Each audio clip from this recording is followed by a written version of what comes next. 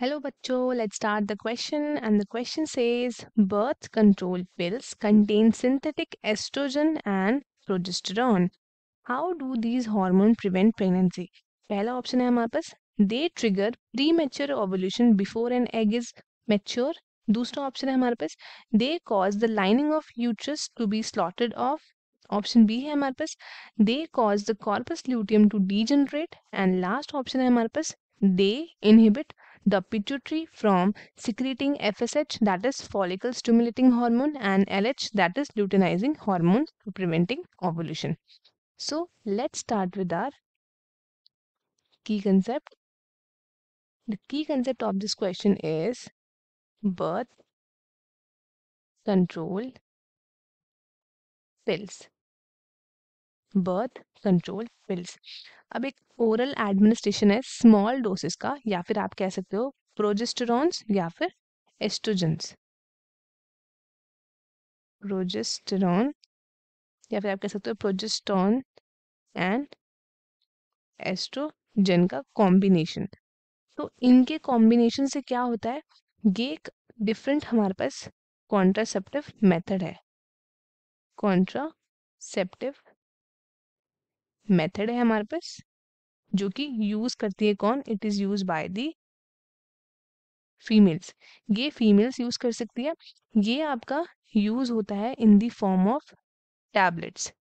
Tablets की form में इनको यूज किया जाता है एंड इनको हम पॉपुलरली बोलते हैं एज पिल्स. इनको बोलते हैं पिल्स. अब ये पिल्स हमें लेनी होती है डेली. कितने दिनों तक, द पीरियड ऑफ 21 डेज. तब तक इनको लेना पड़ता है. और हम प्रिफरली स्टार्ट कब करते हैं, with the first 5 weeks of the menstrual cycle.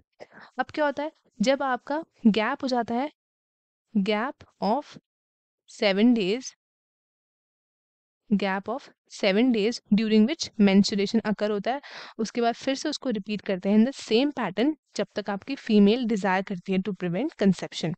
अब ये इनहिबिट करता है क्या, ये आपका इनहिबिट करता है ovulation and implantation. Ovulation and implantation as well as ये ऑल्टर करता है आपके सर्वाइकल म्यूकस को, जिससे ये प्रिवेंट करता है या फिर रिटार्ड करता है एंट्री ऑफ स्पर्म्स. अब जो पिल्स होती हैं ये क्या होती है हमारी, ये होती हैं very effective. It is very effective. और इसके साइड इफेक्ट्स भी क्या हैं, लेस है. लेस साइड इफेक्ट्स एंड ये वेल एक्सेप्टेड है बाय दी फीमेल्स. तो एक हमारे पास है जिसको हम नाम देते हैं एज अ सहेली. ये क्या है, तो ये है हमारी न्यू ओरल कॉन्ट्रासेप्टिव जो यूज करती है फीमेल्स. जिसमें क्या कंटेन होता है, इसमें कंटेन होता है non steroidal preparation. Non steroidal preparation. इसको हम बोलते हैं वंस अ वीक पिल, जो बहुत ही कम साइड इफेक्ट्स के साथ है एंड हाई कॉन्ट्रासेप्टिव वैल्यू है. अब जो हमारे पास प्रोजेस्ट्रोजेंस है भी अलोन आपके कॉम्बिनेशन में आते हैं विद एस्ट्रोजन, और हम इसको यूज करते हैं by females as injections. Injections के तौर पे यूज कर सकते हैं और इम्प्लांट्स अंडर द स्किन.